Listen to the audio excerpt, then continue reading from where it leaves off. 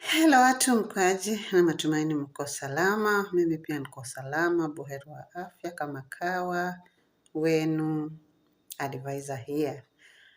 Guys, kuna hili swala la saizi si ni baridi. Everyone knows that we are in winter season, right?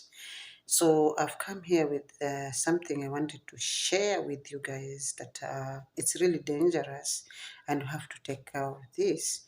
Kuna hizi electric heaters ambapo kwa Kiarabu zinaitwa defier. So hizi defier ni mbaya. Kama umepawa moja wewe, Team Strong, Kadama, Shagala, ukaambiwa hii itakusaidia kwa room yako, don't sleep with that thing. Don't sleep with that thing while it's on. Please. It's very dangerous. It can take your life, okay? Ukienda, ukioga, maybe unaoga, okay? Oga, iweke on, ingia bathroom, enda uoge. Ukikuja room yako itakuwa warm, utavaa nguo vizuri, ujipaka mafuta vizuri, uko sawa, juu ile itakuwa warm your room, okay? Ukishamaliza, vaa nguo zako nini, so narudi kazi, nenda kazima, nenda kazi. Ukishamalizana na kazi zako, umekuja kwa room, usiseme ati kuna baridi sana, ulale nayo ikiwa on. You are very wrong, my dear.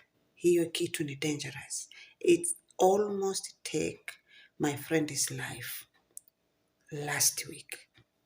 Akakuja akaniambia, hey, Gulf advisor, you know what? Nilikuwa karibu nikufe. Kisa na maana ni hiyo defier, nililala ikiwa on. Na anasema aliweka karibu na mlango na yeye yuko mbali kwa kitanda huko. Lakini it happened that her room, dirisha si zile za kufungua. Dirisha iko tu, ilijengewa hivyo. So huwezi fungua. Na akafunga na mlango na akalala. Aliamka hali nyingine mbovu. Aliamka hali mbaya. Tumbo imejaa, gesi, sijui ni gesi, sijui imefura nini, imefura. Kuhema ni shida, nini.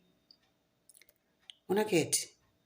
Mwingine yeye alianguka flat kabisa kazimia juu ya hiyo kitu. Kwa hiyo guys, ukiwa umepawa pale kwa room, try to put it off before you sleep.